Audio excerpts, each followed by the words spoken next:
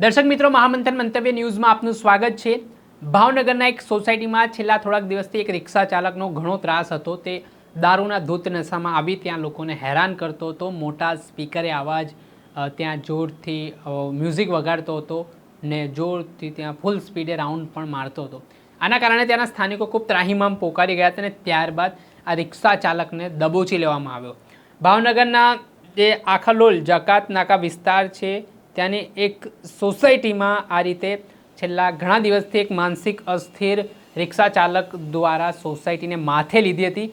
શહેરના પ્રવેશ દ્વાર કેસરી નંદન સોસાયટીમાં છેલ્લા 3-4 મહિનાથી આ શખ્સની આવી રીતે હેરાનગતિ હતી કે તે ચિક્કાર દારૂના નશામાં ત્યાં આવી જાય ને ત્યારબાદ લોકોને હેરાનગતિ કરે, ન્યુસન્સ ફેલાવવાનું કામ તેના દ્વારા કરવામાં આવતું હતું અને તેના કારણે લોકો પણ ત્રાહિમામ પોકારી ગયા હતા। ત્યારે આ સમગ્ર ઘટના બાદ લોકો એકત્ર થાય છે ને આ જે રિક્ષા ચાલક છે જે આવી રીતે સોસાયટીમાં આવીને જે દૂષણ ફેલાવી રહ્યો છે, ગીત મોટી સાંભળવા, જોરથી સ્પીડમાં રિક્ષા ચલાવીને બૂમો પાડવી સહિતની જે બાબતને લઈને ત્યાંના લોકો કંટાળી ગયા અને ત્યારબાદ તેમણે 112નો સંપર્ક કર્યો। ત્યારે ભાવનગર પોલીસ ત્યાં પહોંચે છે ને હાલ જે શખ્સ હતો જે રિક્ષા વડે આતંક મચાવી રહ્યો હતો ત્યાંના લોકોની ઊંઘ ખરાબ કરી રહ્યો હતો તેની સામે હવે કાયદેસરની કાર્યવાહી છે તે કરવામાં આવી। ત્યારે આ મામલે ત્યાંના સ્થાનિક લોકો શું કહી રહ્યા છે તે સાંભળો। ઓકે, તમારું નામ?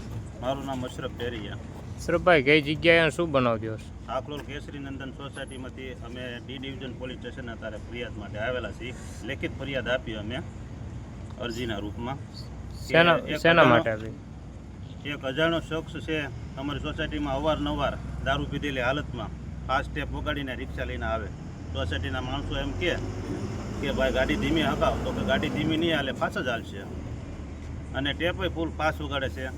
એને અવારનવાર આપણે ટોકેલો છે પણ તે સીધા માનતો નથી માણસ। એટલે અમે આજે એના અનુસંધાને ડી ડિવિઝન પોલીસ સ્ટેશને ગઢેજી વડલા ફરિયાદ દેવા આવ્યા। રિક્ષા ચાલક ક્યાં રહે છે? રિક્ષા ચાલક આખલોલનો જ છે। અત્યારે હાલ એની રિક્ષા અહીંયા ડિટેન કરીને મેકેલી છે। એની અંદર તે દારૂની કોથળીઓ પડી છે। ઓકે, ફિરોઝ ખાન બલોચ, ક્યાં રહ્યો મોટા ભાઈ? આપણે કેસરી નંદન સોસાયટી।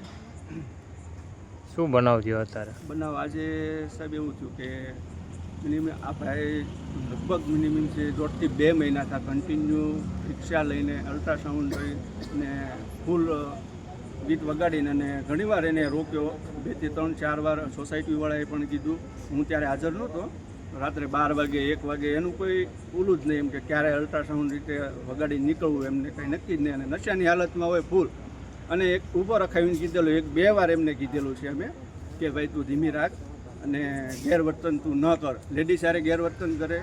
પછી એકવાર મારા વાઈફે ઉપરથી વિડીયો ઉતારી લીધો। આજે વિડીયો ઉતાર્યો એટલે એને કહી દીધું કે ભાઈ ગીત વાગશે જ તે, અને એને કીધું કે અહીંયા જ ગીત વાગશે રાત સોસાયટીમાં।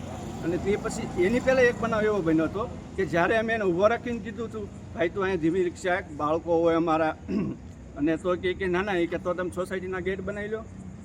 ગેટ બની ગયા પછી કે અમે નહીં નીકળે એમ, અને પણ વારંવાર નશાની હાલતમાં હોય, દારૂ રિક્ષામાં પડ્યો હોય, એની કાંઈ અનલિમિટેડ એને કોઈ નક્કી નથી એમ, એની પોતાને નક્કી નથી હું કઈ રીતે બોલું છું એમ લેડીઝ સાથે। તારે કઈ જગ્યા બનાવ પડ્યો? એક્ઝેક્ટ કેસરી નંદન આપણે કહીશું કેસરી નંદન સોસાયટી આખલોલ। કેસરી નંદન આખલોલ જગત નાકા એમની સામે। ઓકે, તમારું નામ? મારું નામ કૃષિ જાયદાબેન છે। હું કેસરી નંદન સોસાયટીમાં આખલોલ રહું છું।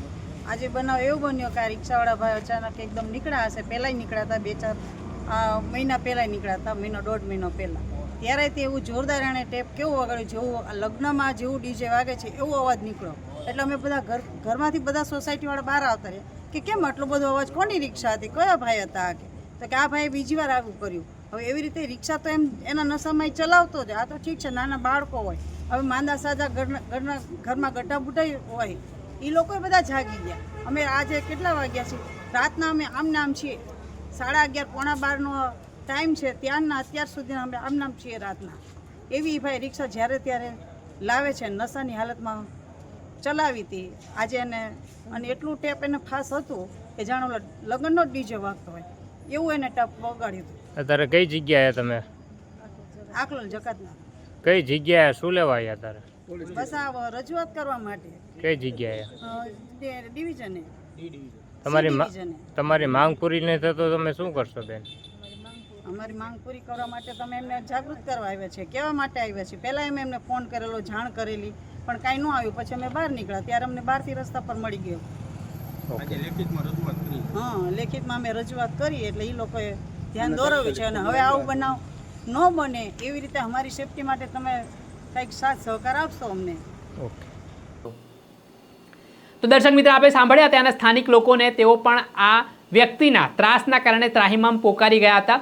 ત્યારબાદ હવે તેમણે પોલીસ પ્રશાસન પાસે માંગ કરી છે કે આરોપી સામે આ કડકમાં કડક કાર્યવાહી થાય, કેમ કે ત્યાં 3 થી 4 મહિનાથી લોકો ખૂબ પરેશાન હતા.